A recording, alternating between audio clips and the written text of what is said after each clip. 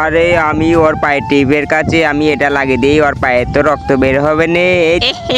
লাগিয়ে দিয়ে এসেছি রে, খালি পাউডার ফালানোর সাথে সাথে ওর পাউডার কেটে যাবে দাম করে। আমার কাছে কোনো কাজ কাম জানা, আর ওর কাছে এত কাম আছে, ওর পাও নষ্ট হইলে আর কাজ কাম করতে পারবে না। এই যে ভাই সাহেব আপনার চা নেন। আরে ভাই এত সময় লাগে একটা চা আনতে? কতক্ষণ আগে বললাম একটা চার জন্য। ঠিক আছে চা দিয়ে যাও, চাটা খেয়ে লই তারপরে কাজ করি। আব্বে তোরা কারা রে এই জায়গায় বসে থেকে কি করিস? এই জায়গায় তোরা এই জায়গায় কি করিস? যা এই জায়গাতে যা।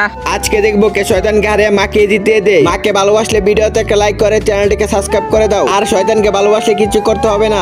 আরে ভাই সাহেব আমরা তো একটা শার্ট বানাবো আপনাকে দিয়ে, সেই জন্য একটা কাপড় নিয়ে এসেছি এই যে। আরে যা, এই জায়গাতে কাজ হবে না যা। আরে ভাই সাহেব আমার এই শার্টটা বানিয়ে দিলি 500 টাকা বেশি দিব তোমাকে। আব্বে আমার আগে যেগুলো কাজ আছে ওগুলো শেষ করতে পারতেছি না, টাকা বেশি দিলেও হবে না। যা এই জায়গাতে যা যা যা।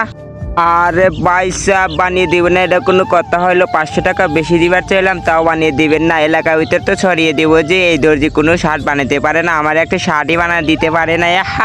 পুরো এলাকা মাইক দিয়ে জানিয়ে দিব যে শার্ট বানাতে পারে না। এরা দুইজন দর্জি আলার পাও ক্ষত করার জন্য অপেক্ষা করছে। দ্বিতীয় পার্ট দেখতে হলে পার্ট 2 লেখে কমেন্ট করো।